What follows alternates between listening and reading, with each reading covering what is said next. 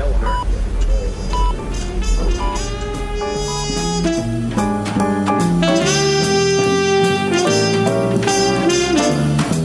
Welcome to the Prescription for Success podcast with your host, Dr. Randy Cook.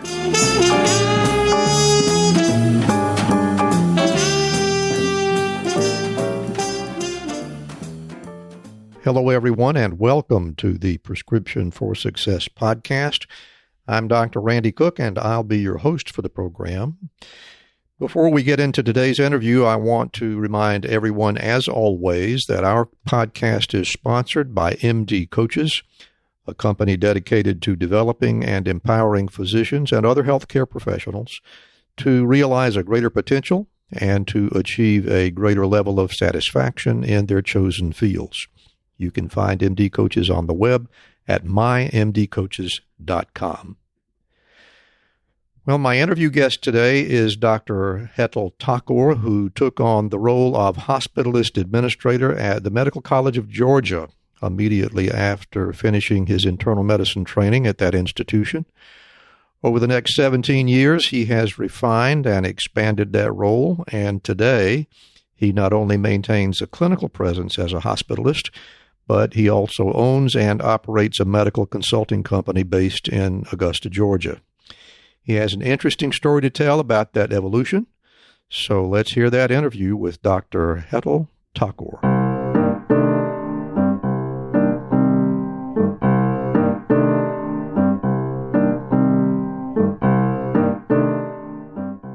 And I am delighted today to be having a little interview with Dr.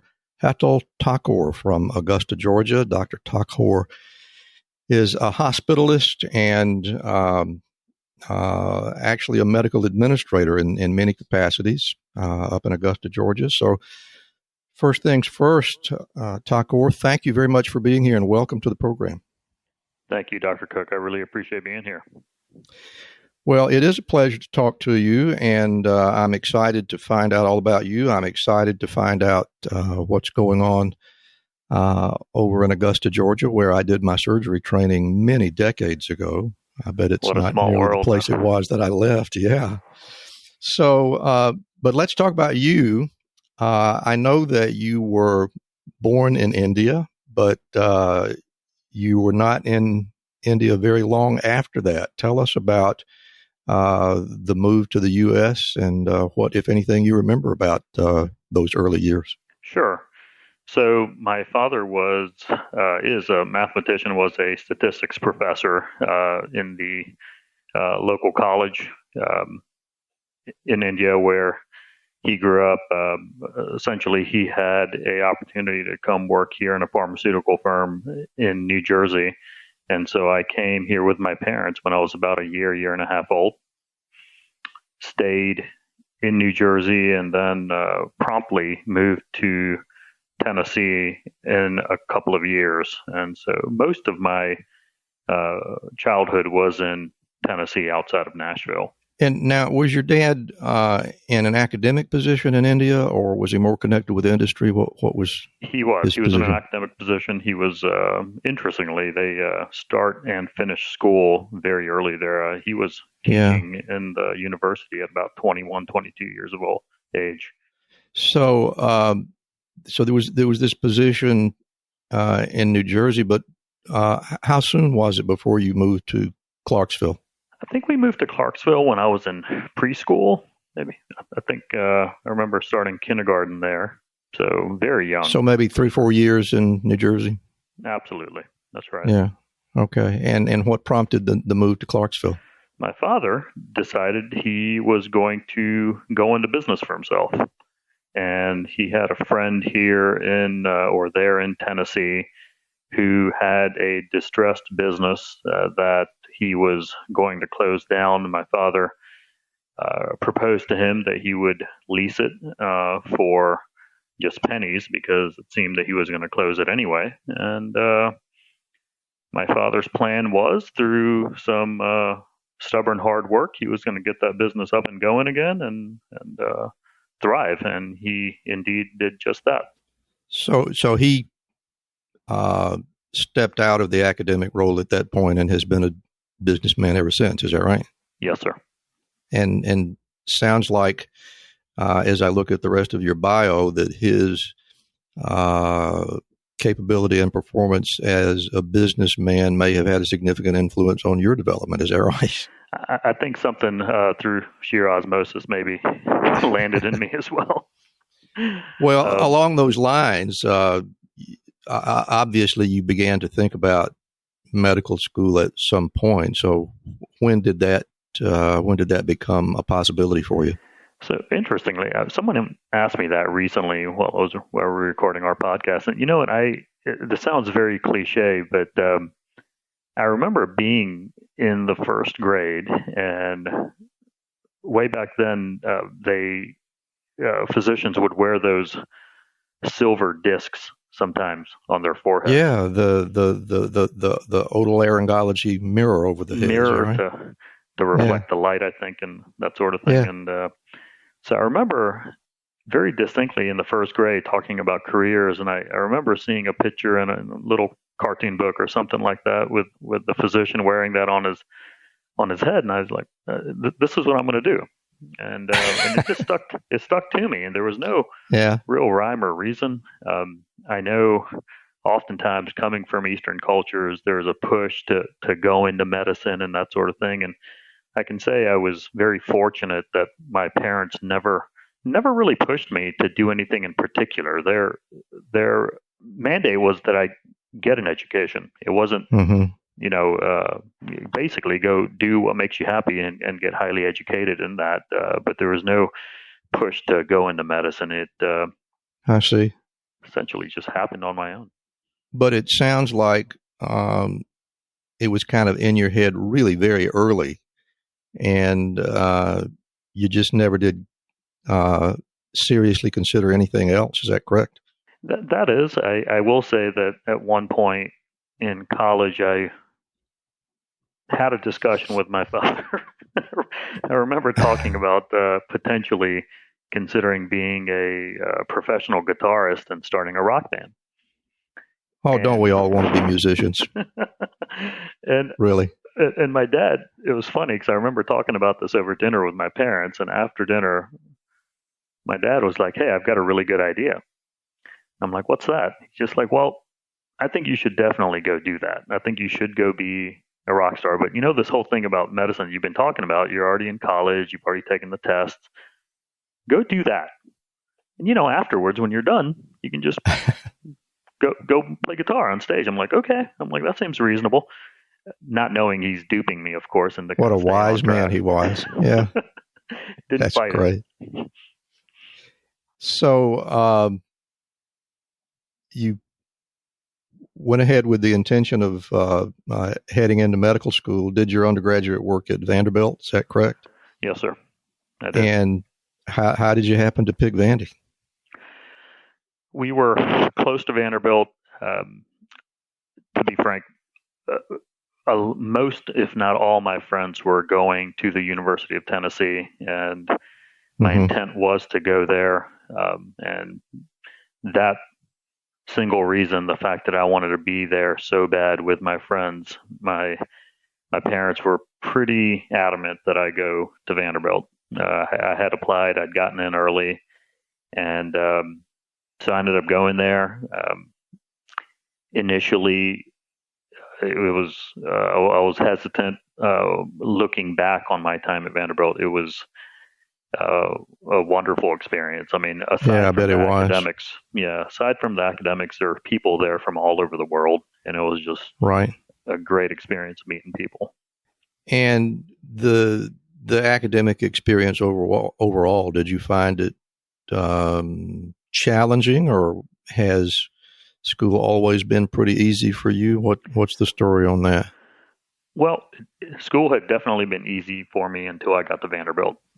Aha. And, absolutely. And I would go as far as to say I think it was probably easier for me in medical school than it was at Vanderbilt. A lot of that, I think, may have been the curriculum, but a lot of it was also, I think, it's when you're 17, 18, 19 years old, it's a difficult time if you have not been taught the discipline and the fine art of studying properly, Mm-hmm.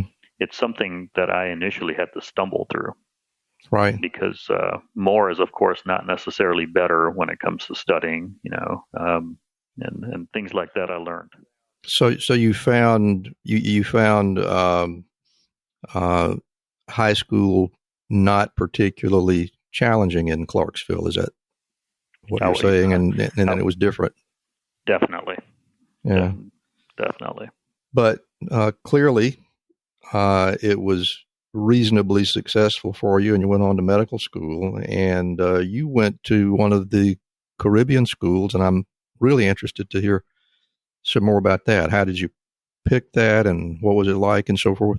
Absolutely. So something I used to kind of chuckle about and lower my voice about, and I'm quite, at this point, proud of it. So I had, while I was at Vanderbilt, was slated to go to the University of Tennessee and do medical school there. And I was, my last year at Vanderbilt, you live and you learn. I did not maintain my grades. I thought I was in. My scores were okay. They had given me the nod. And after I thought I was already in, they had given that spot to somebody that was on the waiting list. It was an eye opener for me at the time because wisdom comes through failures and mistakes, and so my wonderful idea was to stay at Vanderbilt and do some research for a year and apply again. Once again, my parents gracefully intervened. They were like, you know what? Why don't you apply to this school as well? And I got in late to Ross University, and the only reason my father knew about it was because one of his friends, I think, had a son that had gone there. And so I got in, did not want to go. He convinced me. He's just like, look, whatever you're doing at Vanderbilt was working until you decided that you didn't want to work towards it anymore, and you got something taken away from you. So I ended up going to Ross, and to expound more on the life experience, I got to the Commonwealth of Dominica and was in a completely new world. I was on my own. I had to learn, again, back to discipline. We were not in a first world country anymore, so it was a character building experience. It was a beautiful place, but aside from that, it really helped me grow up, I think. You have gotten into territory that I think would probably be useful for some of our listeners to hear, particularly those that may be entertaining medical school. And you'll be a better source on this than I would because you've been in medical school since I have. But when I was making my application, I discovered that if you were a 3.8, a 3.9, a 4.0 student, that you could almost be assured that you would get into whatever graduate school that you chose. But if you were in the 3.4 to 3.8 range, you were in a gigantic pool of people who were also qualified to go to medical school, and it made it much more of a toss-up. Is that more or less the way you saw it? Absolutely. And I think my perception is it's gotten continually more difficult. My wife is on faculty at the medical college now, and I see some of the applicants for school as well as residency that come through. I think life experience and having a well-rounded personality, I think, goes further than any one part of your life. Yeah, you're doing really well in. And that sort of leads into another question that I have, and that is, with the wisdom that you have now, and we're going to hear about your prescriptions for success later, but with the wisdom that you have now, would you have change things? Would you, if you could do it again, would you make sure that you were able to go to the University of Tennessee School of Medicine? Or do you think that the transformative experience that you had in, to sort of use your own words, a third world country, a different culture, do you think it had so much value that you don't have any regrets about it? Just, I don't want to put words in your mouth, but I want to hear what you have to say. No, absolutely. In fact, I think about this often. I wouldn't change a thing. I mean, of course, going through life, oftentimes, you think that life's unfair or things are not going the way you had planned. But, looking back, that experience only prepared me for what was coming. Mm-hmm. And as I started my career and as I went through faculty and started my own business and all that, all the experiences that I had there, success and failures, prepared me for what was coming, which is now, and so. Yeah. Yeah. So all things considered, it was a great place for you to be, huh? Oh, no, absolutely. I wouldn't. Yeah. I would go as far as to say I don't know that I wouldn't. If I didn't go there, I'm not sure I would have my wonderful wife and 4 children I have. I mean, everything's of course. Connected. Yeah. All right. Well, let's move it along a little bit. Next step was residency, and yet another move, and this time to beautiful Augusta, Georgia. How did you pick MCG for your residency? I came to, and you're familiar with Augusta, so I'll describe yes. it. But interviewing at the medical college, I want to say it was early November, and driving after my interview up Walton Way, which you probably do remember. It was an absolutely beautiful sunny day. I was at the time living in Washington, D.C. Had come down through 3 feet of snow, come down here, and I'm like, man, I love the South. I want to come back down. And believe it or not, that drive up Walton Way convinced me. That was it. Well, I'm not surprised to hear that. And for our listeners who have not had the good fortune to visit Augusta, I can confirm that it is absolutely breathtaking. It's just a great big wide street that runs through Augusta, but it's, you kind of got to see it to believe it. And I can understand how that drive would make you want to spend at least 4 years there. That's right. That's right. And so let's talk some more about the details of residency. Augusta is certainly a lovely place, a beautiful place. But now you are a fully certified MD, and you got patient care responsibilities. What was it like at that point? I finished residency with an opportunity. My chairman of the department wanted to start a hospitalist program. And this is in 2003. And he asked me if I would, it was myself and one of my good friends who's an interventional cardiologist now in South Carolina. We were both getting out, and he said, hey, why don't you guys start this? And so you were actually talking about a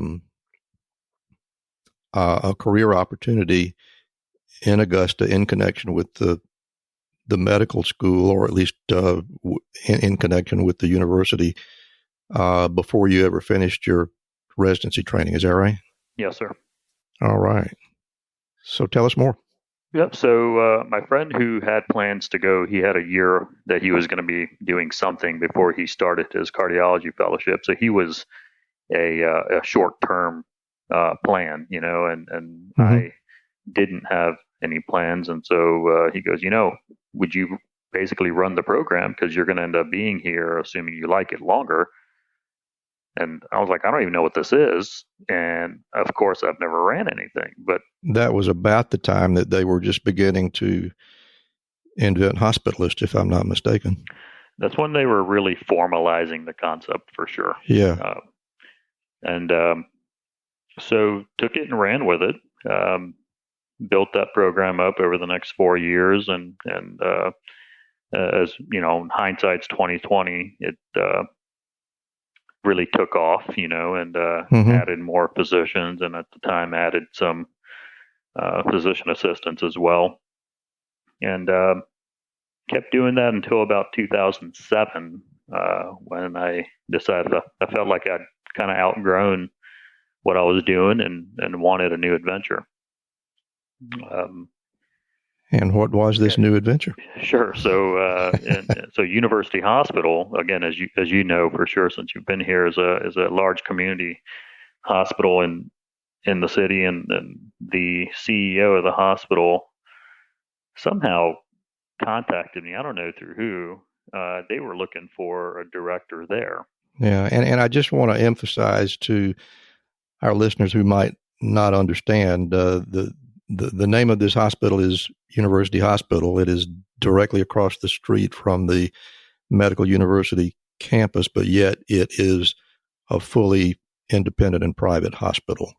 And it doesn't have any administrative oversight from the university. I think it's important that the listeners understand that. But go ahead. Completely separate and competitors. Still. Yep. I was wondering if that had changed. Yeah. I think they are collaborating some on GME. I think there are some people rotating there now. Mm-hmm. But at the time, it was to me an interesting opportunity, because at least the picture that was painted was that I would have a lot more autonomy and have a nimble program that I could shape and grow to my liking.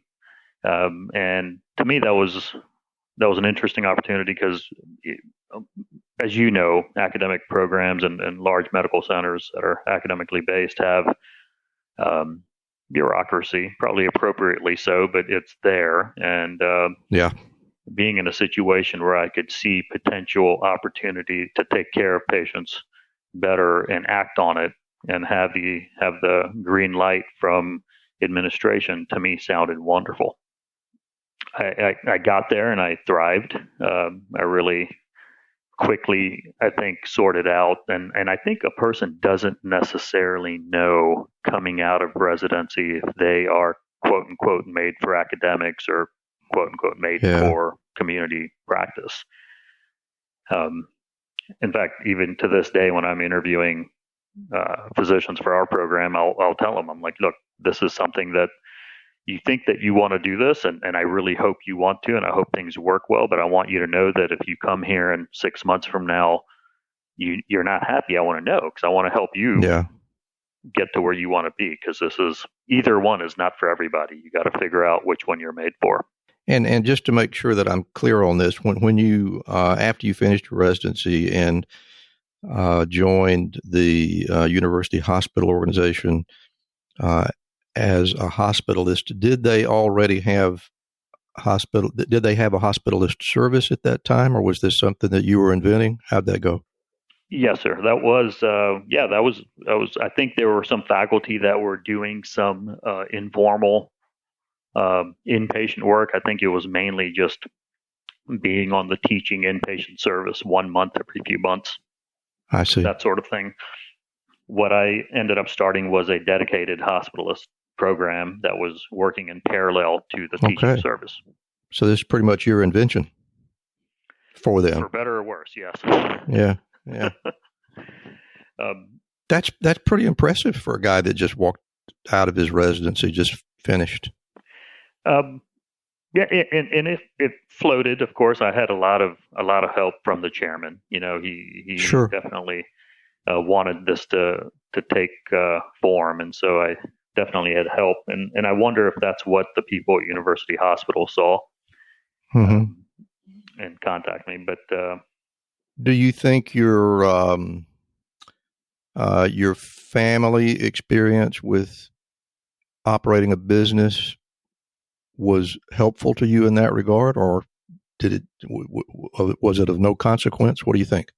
I think whether through that or however my brain's wired, very pragmatic, almost to a fault at times.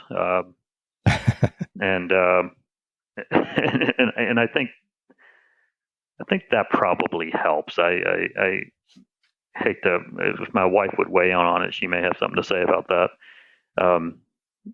because she laughs at me all the time about things that come out of my mouth. But yeah, you see a problem, you see an opportunity for improvement, and so what's the quickest way to get to that? And you put your ego aside, and you hope that other people that are with you don't have an axe to grind in regards to their ego, and move forward. That's kind of how I've always operated. And so I want to take a little bit of a side here, because I think this is something that's really important in these formative years of creating a business. You mentioned your wife, and I know that she's a physician as well. And did you meet her? Well, tell us where you met her and how you all developed together professionally. It's a comical story.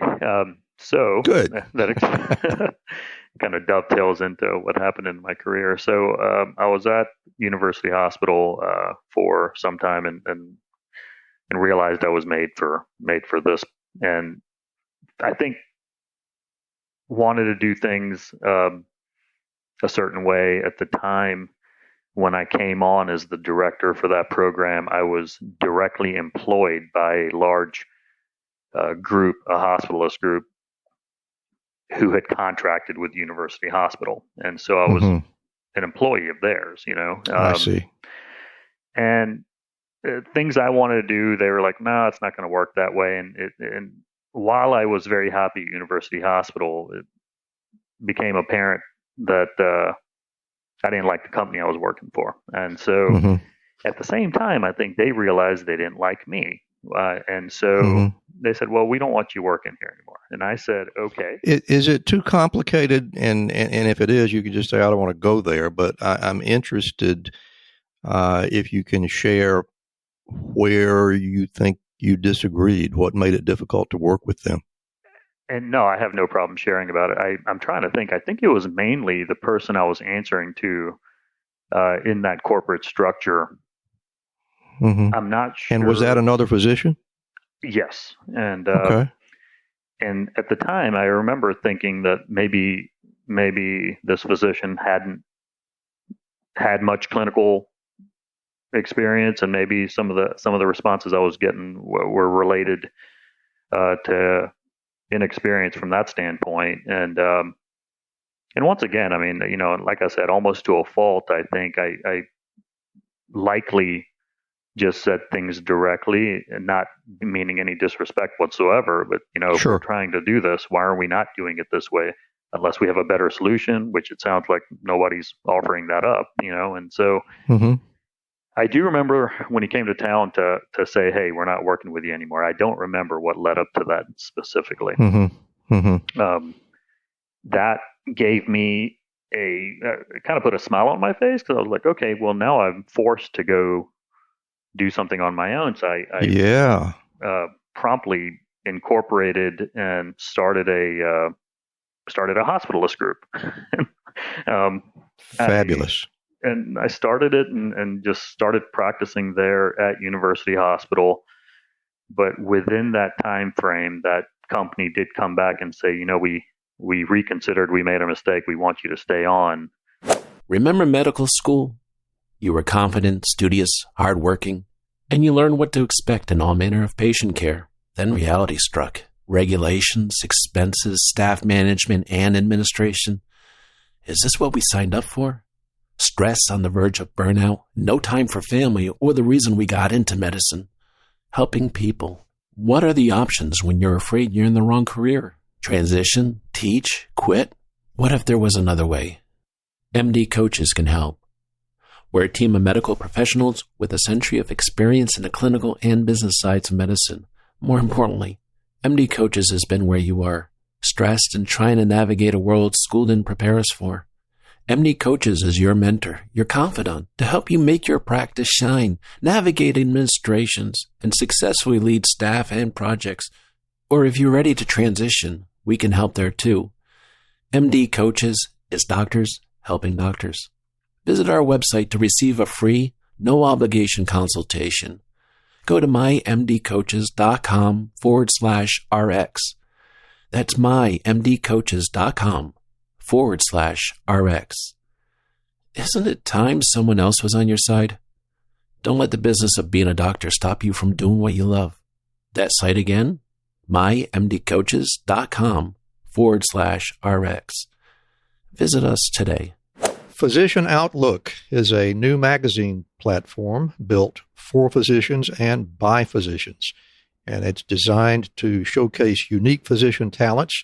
Sometimes it might be clinical talents, but mostly it's about the intersection between clinical and non-clinical talents, whether it be writing or painting or cooking or maybe even making a political statement in front of a state and local governing body, or even at the nation's capital, and dozens of other things. It's available online and in print. It's visually stunning on all of its platforms. I promise it's really unique in terms of physician lifestyle magazines. I think you'll really enjoy it. We think it's just the thing to fill your prescription for success. And like the Prescription for Success podcast, Physician Outlook magazine amplifies the voice of any doctor who has something to say, and also uniquely engages patients who still believe in physician-led, team-based care. And Prescription for Success listeners can get $20 off an annual subscription fee by visiting rxforsuccesspodcast.com/Physician Outlook.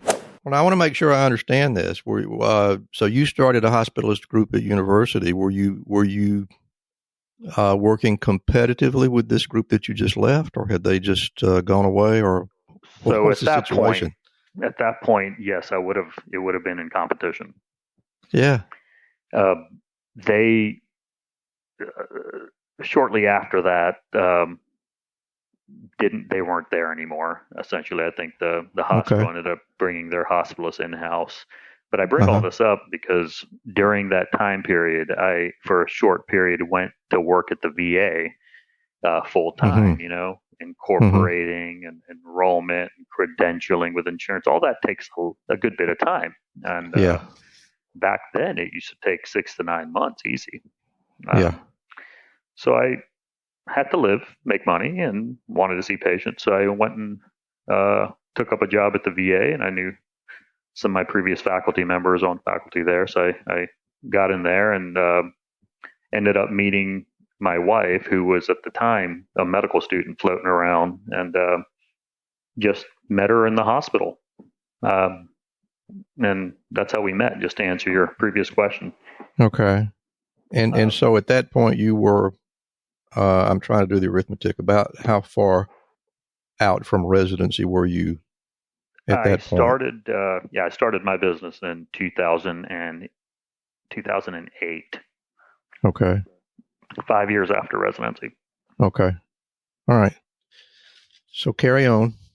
Tell us about your VA experience. Sure. Well, I'm looking forward to this. Stint.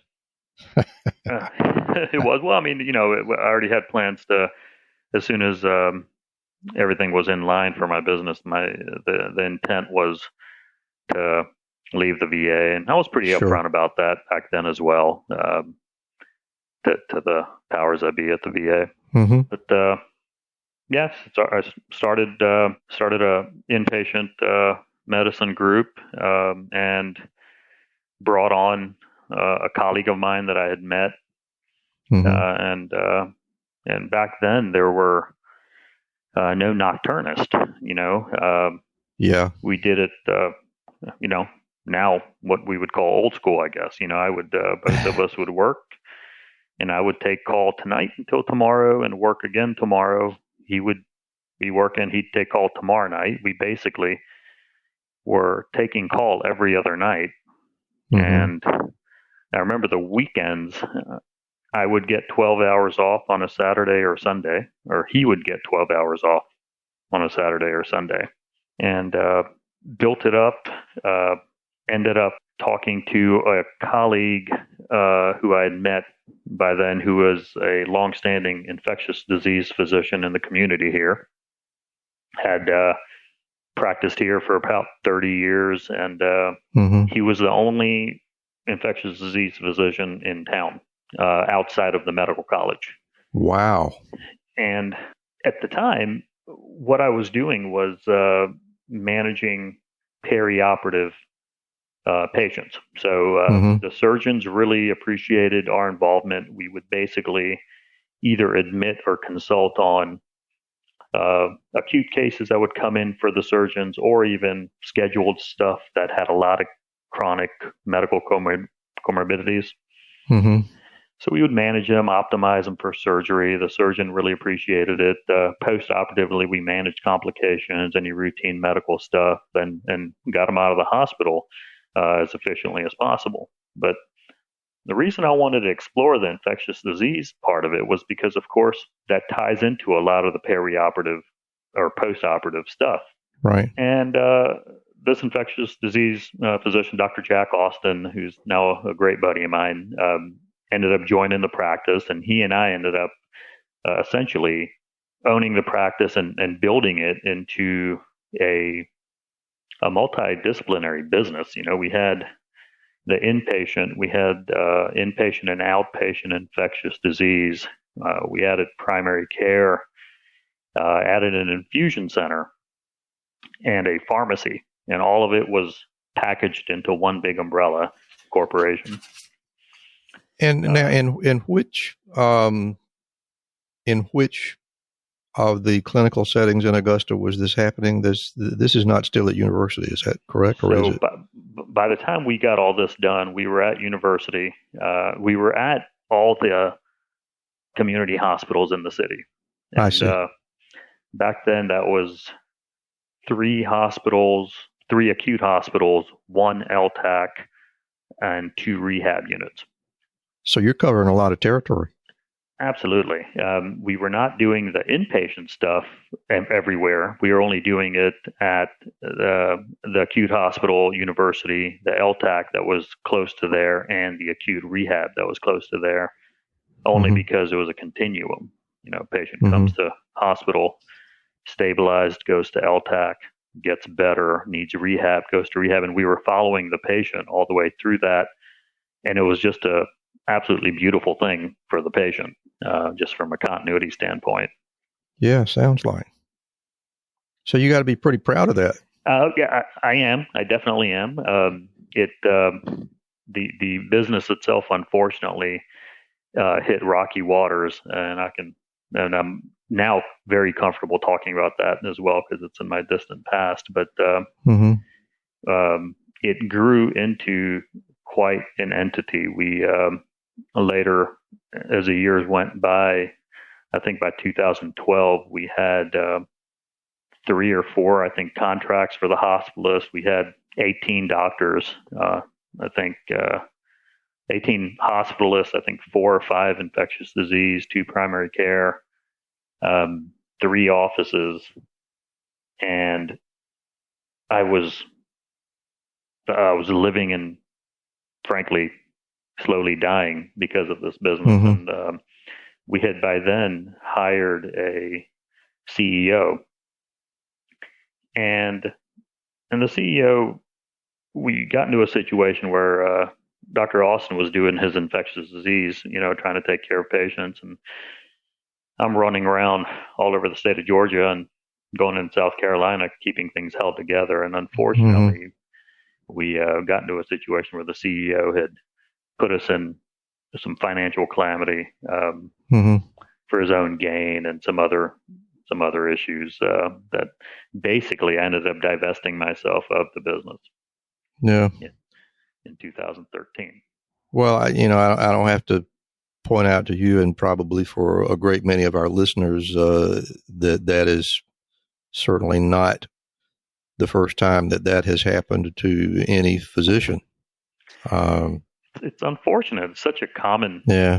It's a common thing. I think, in fact, I just in town last week, I heard about a prominent practice that I know them well, that their office manager did something similar. And I think we as physicians want to take care of patients, and and as everybody practicing well knows, going from point A to point B, taking care of patient all the way to collecting a dollar and putting it in your pocket has become just more and more complicated. And so go ahead. No, I was just going to say, as physicians, we want to be on the front end of that. We want to take care of the patients, and that complexity is oftentimes left to administrative staff that then, if they don't have their morals in the right place, I think see opportunity. So where that was taking me for my next question is, I have a feeling that the answer to this question is going to be nobody knows, but still, I want to give you an opportunity to talk about it because you have seen the reality, you've experienced the reality, and you've dealt with the reality. But what advice would you offer any physician who has started a successful practice in anything that grows to the point where they feel like they have to invite a business manager to look after the business? Now, you and I know that if you're a full-time doctor, you're a full-time doctor and there's not much time left over. But how, looking at it retrospectively, do you think you could have kept a closer eye on what was happening in the business? So as you can imagine, I've thought about this a lot since all this happened. I will say that having some control of the growth that you're experiencing in order to stabilize and really solidify your ability to watch what's going on is important. There's a lot of physicians, good friends of mine that I know, that can't let go because of this fear that they're going to get stolen from. And so because of that, end up doing both poorly. They're not managing the business side well, and they're not being able to take care of their patients well.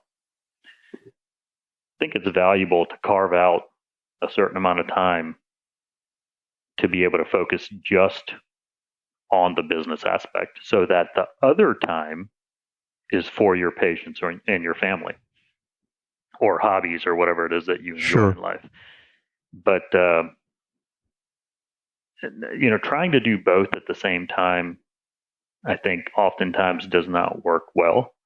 Of course, I think that's the caveat with that is, of course, having people in an administrative position that recognize very clearly that they're answering to you, and so whether, and I say this because one of the mistakes I think that I definitely made was that the administrator, through just natural metamorphosis, had started running the business. The people, we had over 100 employees. At one point, I'm not sure that half of them even knew who I was because I was one of the doctors, and so, I think keeping that public image that, the buck stops here, not over there, and that person is, because you get an organization like that and people will listen to their boss, the administrator saying, go do this, go do that. That's what they're not going to recognize necessarily if you don't give them the image, that. You definitely have to build in some predictable and reliable method of oversight is what I think you're saying. And I think you can correct me if I'm wrong, but I think for most physicians, that's kind of the last thing they think about. They're drowning in paperwork, as you were saying. All they want to do is see the patients. They bring on somebody to look over the balance sheet, but they never look back. And it's a bit of a trap, wouldn't you say? Absolutely. One thing I would say is maybe getting an independent third party to manage all the bookkeeping and that sort of thing, whether it's your CPA firm or something like that. I think would be helpful. Yeah, it's having a relatively disinterested individual involved. Well, not necessarily disinterested, but somebody who has objective interest only certainly ought to be part of the plan. So, what's going on now? Life's What great. are you doing with your time these days? Sure. So that whole experience was, I couldn't, it sounds hokey again, but I wouldn't be who I am, and what I'm doing wouldn't be happening if that didn't occur. It built a solid foundation of experience, emotional fortitude, if you will, insight in dealing with the medical industry, and it opened an opportunity. As soon as word got out that I was divesting myself of that business, there was a national inpatient and emergency medicine group, MCare, which is now Envision Health, we had subcontracted with them in one of the contracts we had, and one of the vice presidents called me and said, "Hey, I hear you're doing away with that." I'm like, "I am." He goes, "Well, coincidentally, we are taking over a couple of service lines there in Augusta at the Doctors Hospital of Augusta, which is another community hospital." He goes, would you go run that? I was like, "Yeah, sure. Happy to." And this individual that was inviting you is somebody that knew your history and was aware of what you had been up to in the past? Oh, absolutely. Absolutely. Yeah. I have been there since 2013. I've been doing that and growing that opportunity. I managed, when I first took over, there were 3 physicians at any given time that I was overseeing on a daily basis. We've now got, 9 and 2 mid-level providers. Aside from the hospitalist piece, we manage the burn medicine service as well as the acute rehab. Yeah, I just got to know a little bit more about that. And, quite obviously, my burn experience goes back a very long time ago. And I'm only recently retired, but, in the days that I was in Augusta, Georgia, the notion of internists taking care of burn medicine would have been nothing but it just wouldn't be believable. So, tell me a little bit about how this works. Yeah, and you're talking about specifically the burn medicine piece. Yeah, just that little particular piece of it. I'm kind of fascinated with that as a retired surgeon. Sure. So, because I'm just to give you a little of my experience. When I was a resident in Augusta at Talmadge Hospital, that was the burn center, and when you were the resident on that service, you were the burn doctor for the entire state of Georgia. Oh wow! And I mean, you're it. And if somebody needed to go on dialysis, well, sure, I could get a nephrologist to come do that. Or, if I needed an infectious disease consult, I could do that. But the notion of having other highly trained, medically knowledgeable people helping me as a burn surgeon day after day is something that no one would have even dreamed of. So tell me about this model. I'm fascinated. So the burn center here in Augusta is the largest burn center in the country now. It's Burn Centers of America. Dr. Fred Mullins is the I guess the director of it. And is this the one that started at Doctors Hospital? That's correct. It was by Dr. Joseph Still. That's absolutely right. And yeah. Dr. Mullins took over from Dr. Still. My understanding is they were associates, and he's of course a surgeon, so you can rest well. That is definitely still a surgically managed service. I'm sure it is. So it's completely, if you will, the attending of record is always the burn surgeon, and so of course, I feel like it's a deeper conversation than just the burn side, but in general, our patient population has gotten so much more medically complex over just the last couple of decades.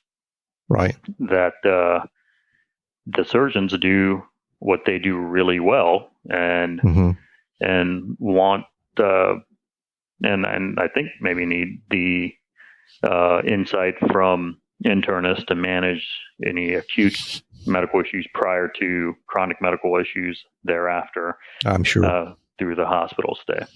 And I'm sure one of the things that led to to that evolution is that internal medicine itself became much more complex over the 40 years that I practiced, and it was kind of not realistic, or shouldn't be. I don't think anyone would think it would be realistic for the average surgeon to handle clearly medical issues without the input of an internist. So sounds like a good mix. Well, I would never say that to my surgical colleagues, but I would, I'd probably agree. It's okay. I've just said it for you. That's right. That's right. Well, to your point, even internal medicine, inpatient versus outpatient, has gotten so different. I'm frankly intimidated by ever even trying to do anything outpatient. I'm so spoiled on the inpatient side, and so even my board, when I recertified, I did the focus on inpatient only because I've never done outpatient, nor would I ever know how to. But yeah, everything in medicine, it's become, again, over just my short 17 years, it's become much more pigeonholed. When I first started at the medical college, I did all my own procedures and, put in all the lines I would put in anatomically, and that sort of thing. And now, there's an in-house surgicalist service that can assist with lines. There's a midline team, and the interventional radiologist will drain anything that we ask them to. It's everybody's started doing their little piece, when we interview, we're constantly recruiting. And so when we interview, especially physicians coming out of residency, one of their main questions is, do I do procedures? And my answer is always, you can if you want to, but there's a person here that does them, and I mean, right. If it was my father or daughter or wife or sister or anything else, I'd want somebody doing this that does it day in and day out. I hate to say it doesn't do anything else, leave me out of it. Let's go ahead and enlarge on that. I want to make sure that the audience understands that your current practice is not just involved in burn medicine. It sort of covers the entire gamut. Is that correct? That's right. We've got 3 different silos now. We've got a silo of docs that are just doing the traditional hospitalist medicine for acute inpatient stays. It's everything from your sepsis to your heart attacks to everything else you see. There's a separate group of docs that are just doing the burn medicine for the burn service, and then there's a third line that does the acute rehab. That seems like a pretty big tent, but it sounds like you have got everything under control under the tent. Are you fairly happy with it? I enjoy what I do.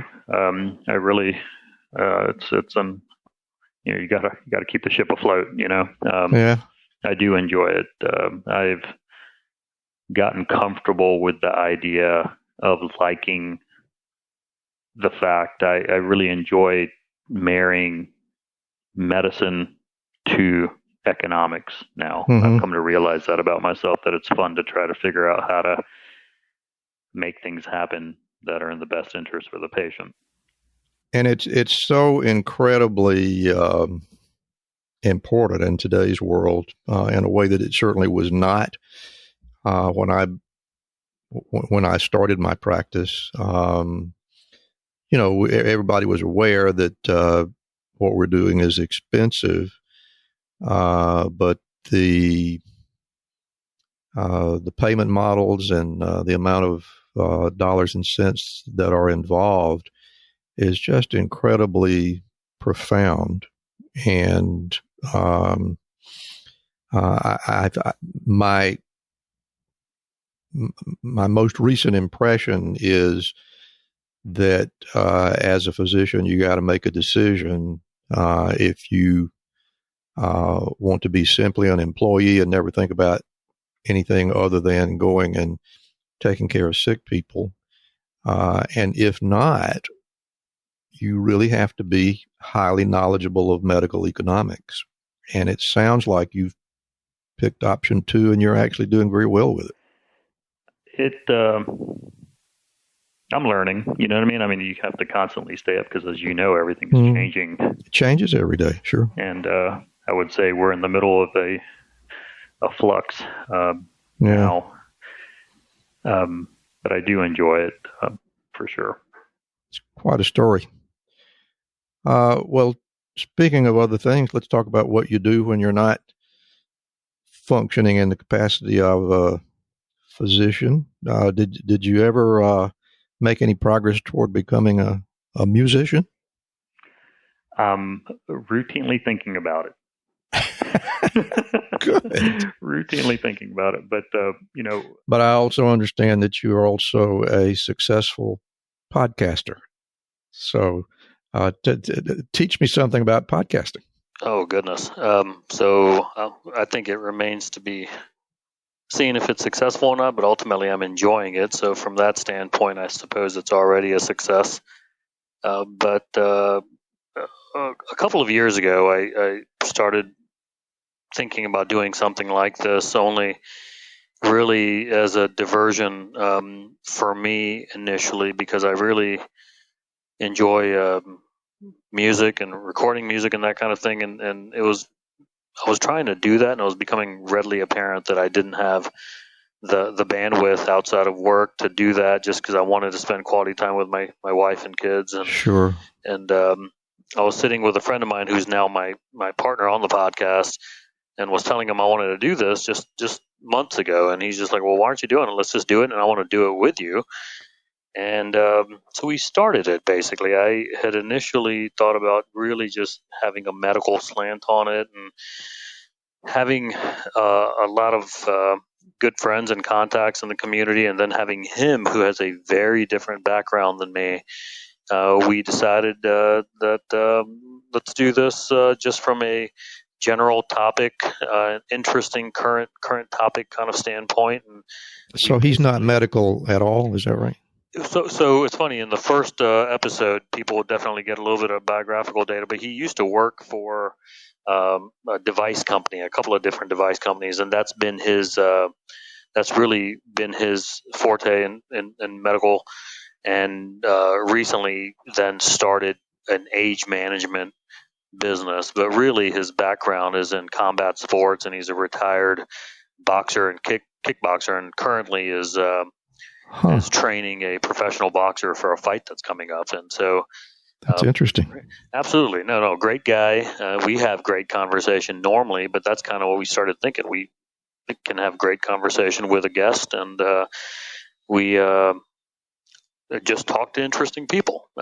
It's called Apologies Now, and the name of the podcast really just came from the fact that I that's often maybe to a fault am honest and direct, and I got to thinking at some point I'm going to start talking about things that people might not necessarily get offended by, but might be squeamish to talk about. And I was just like, I'd like to go ahead and offer up all the apologies right now so we can get past that and have honest and direct conversation.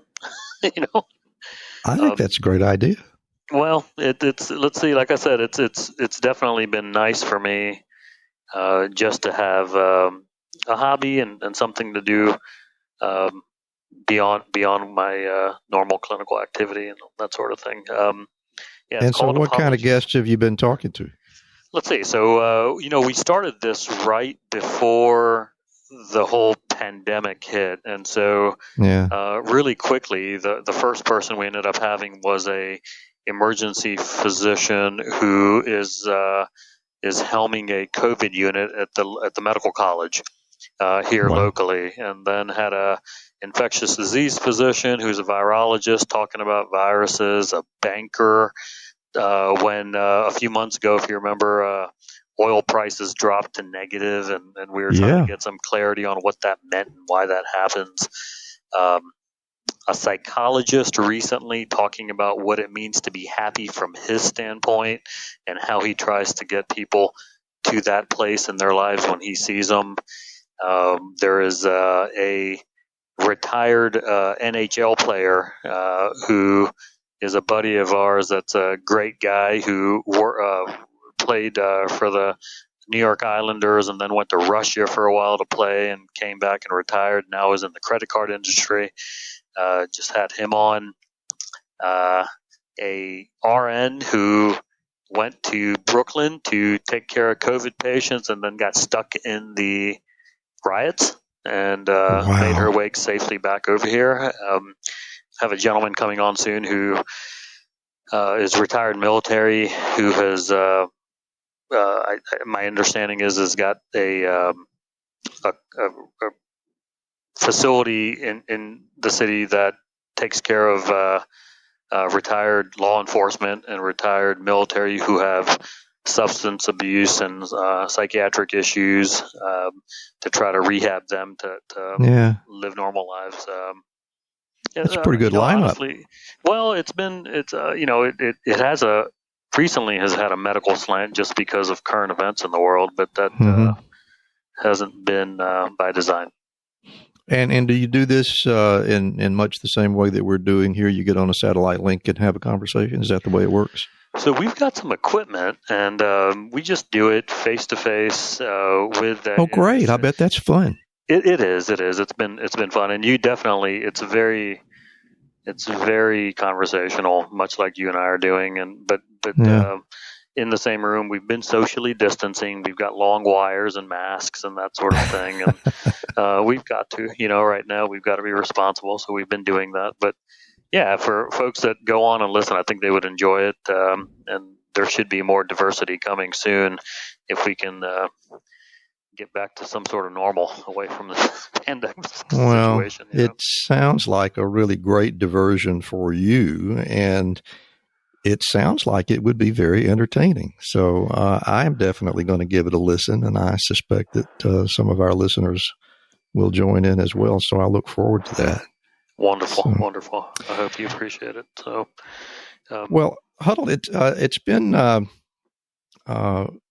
really interesting talking to you, and I've really been impressed with the way that you have been able to balance your clinical successes with your business successes. And I am grateful that you took the time to share that with us. But at this point, what I would like to do is step aside for a moment, and I'm going to sit quietly while Dr. Hetal Thakore from Augusta, Georgia, gives us his prescriptions for success.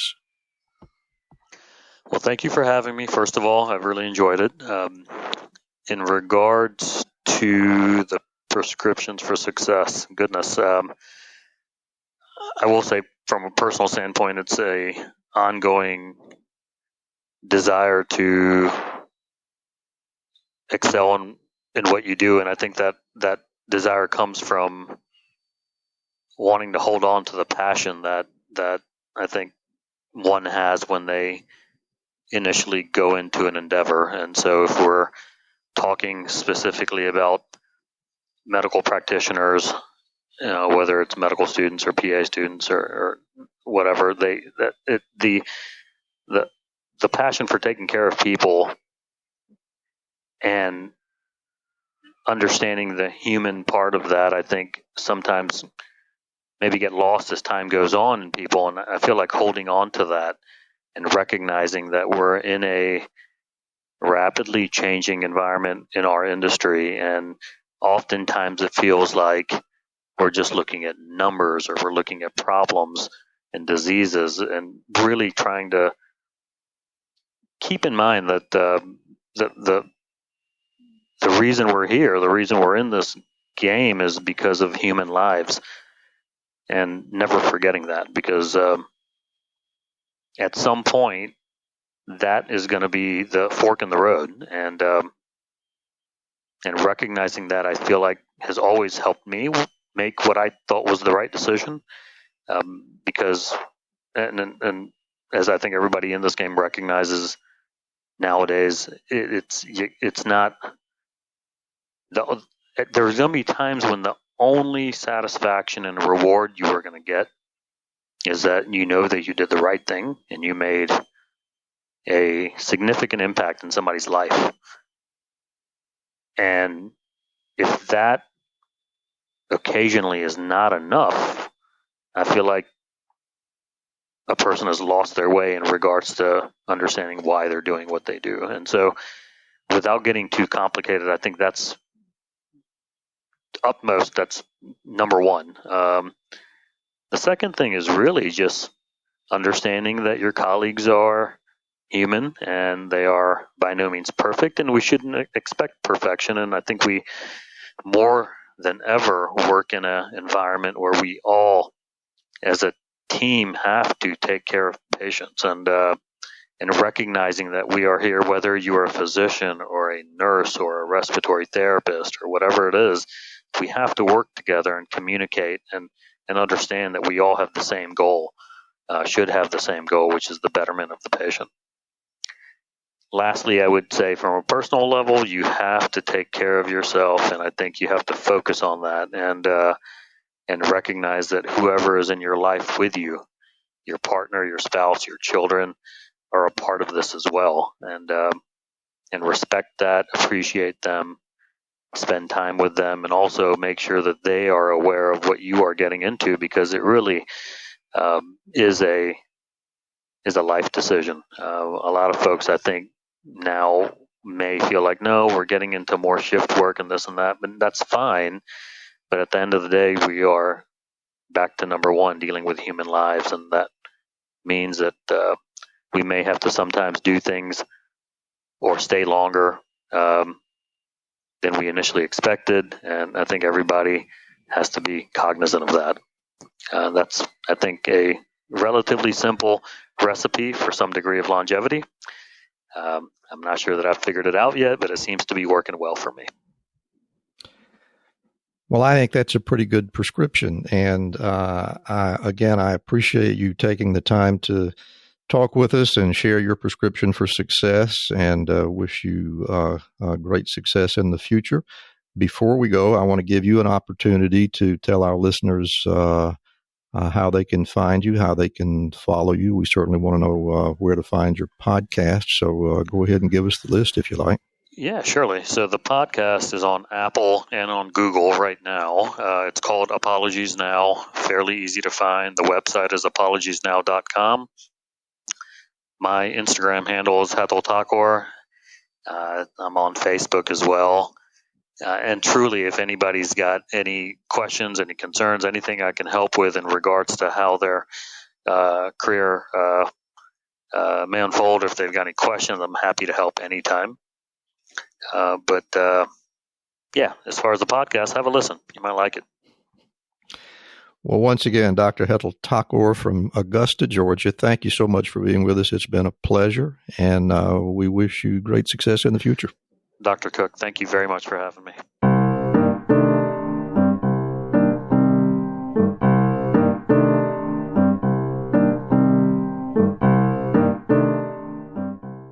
And that will bring us to the close of another episode of Prescription for Success. Don't forget, you can subscribe to our podcast and review the show notes on our website. You can find that at rxforsuccesspodcast.com. And we would very much like to make you a part of the show. All you have to do is visit the website, click on the Contact Us button at the bottom of the homepage, and then click the red record button. At that point, you just go ahead and read us your personal prescription for success, and we'll be playing those on selected upcoming episodes. Thank you so much for listening today, and don't forget to fill your prescription for success with my next episode.